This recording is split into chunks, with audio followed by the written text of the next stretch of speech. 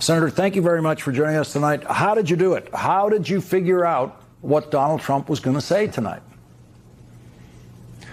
Lawrence, thank you for having me. And tonight I heard a failed president desperately casting about for excuses to meddle in the upcoming election if he can, or to discredit the result when he loses decisively, as I expect he will. I heard a president who, as war spirals and as prices keep climbing for families across the country, is, as always, focused on his personal grievances, focused on his personal shame and humiliation, and above all, focused on his personal fear of the accountability that will come when we win this fall. But this is important, folks, and I want you to hear me out when I say this, because I also heard a president clearly signaling his intent to attack these elections and to undermine voting rights. And you know it's going to be right here in Georgia, the critical battleground state. Look, we have an opportunity this fall to deal a rebuke so decisive that no president will attempt abuses and corruption like this for centuries. That will be a great service to our republic. But he is signaling his plans to come right here to Georgia, attack the election and undermine voting rights. And I'm asking folks to take action right now. Grab your phone, grab your laptop, go to electjon.com, answer the president tonight overwhelmingly. Do this thing, chip in, join our team, help us get out the vote and protect voting rights.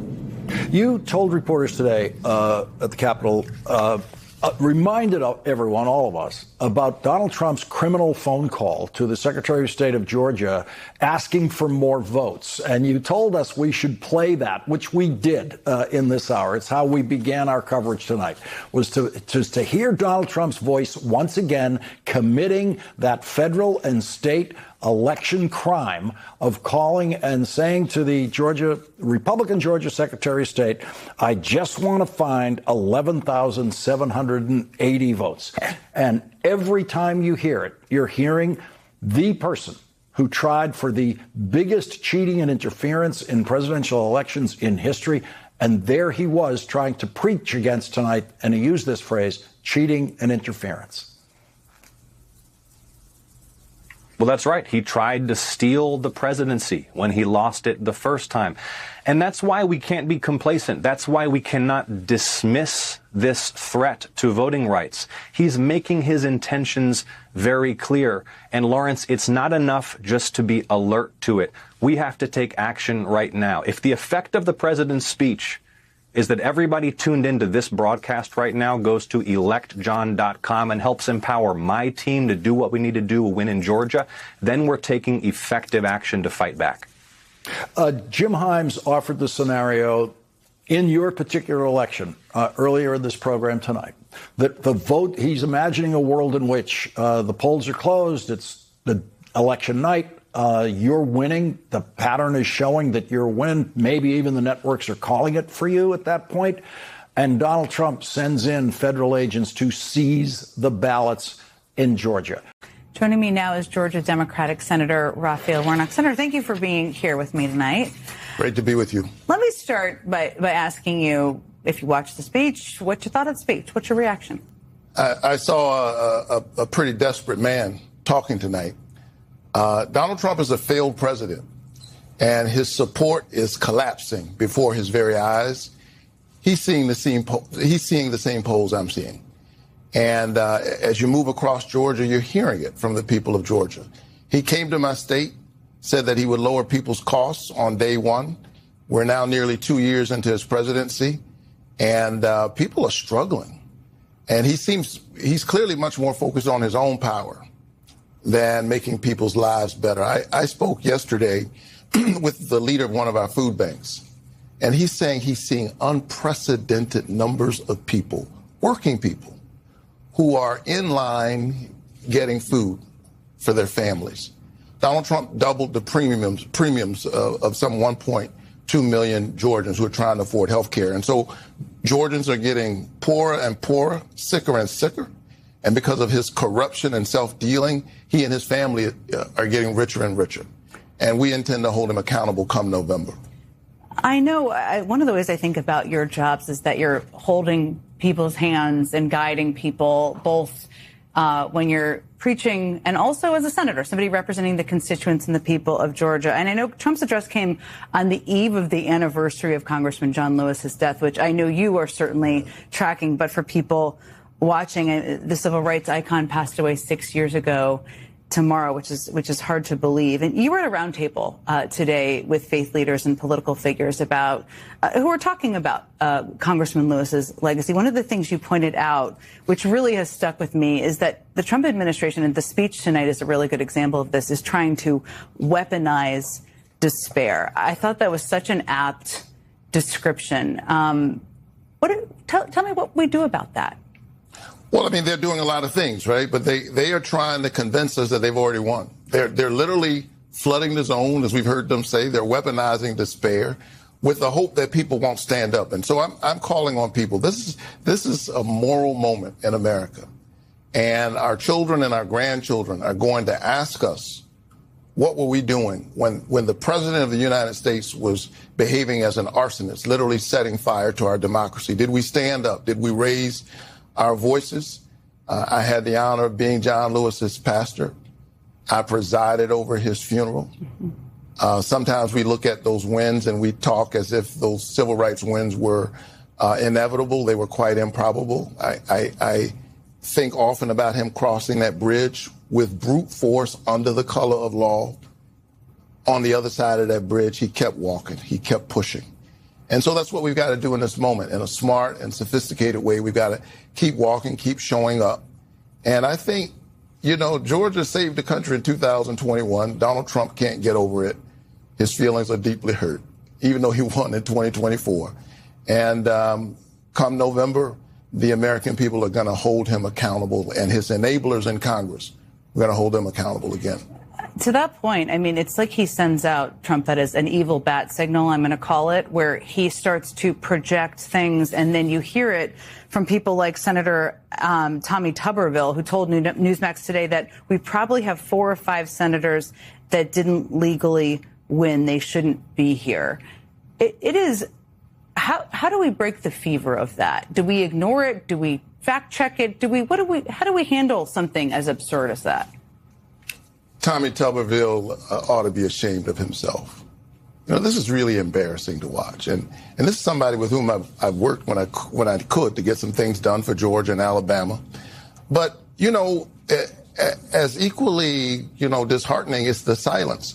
So he started off in a typically perverse Trumpian way with a typically deeply sick Trump statement. He actually said the words, and he was reading this from a teleprompter.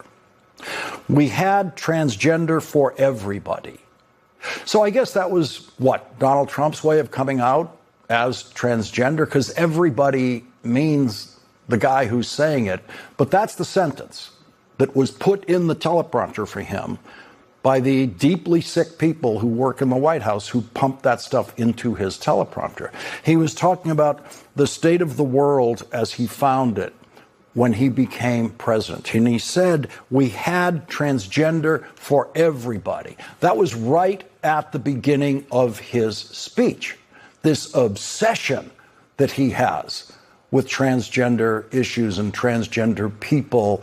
And suddenly, all 300 million people in America were suddenly in this demented man's hallucination, transgender. And then what? He got us all back to whatever gender he thinks we were before. He got to be, it is so deeply sick. Every single beat of this speech is deeply, deeply sick. A deeply sick delivery by a deeply sick person.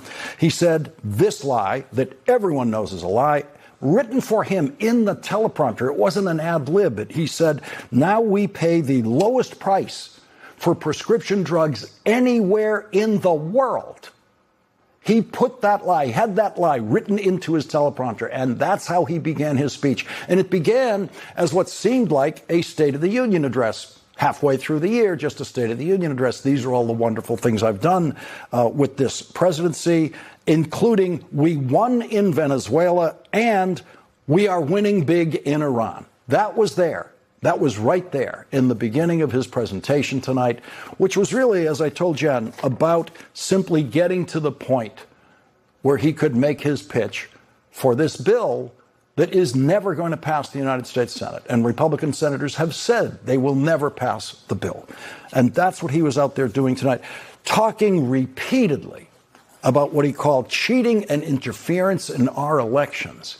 And there is no American who has tried to cheat and interfere in our election in a bigger way than Donald Trump himself, who was indicted for it.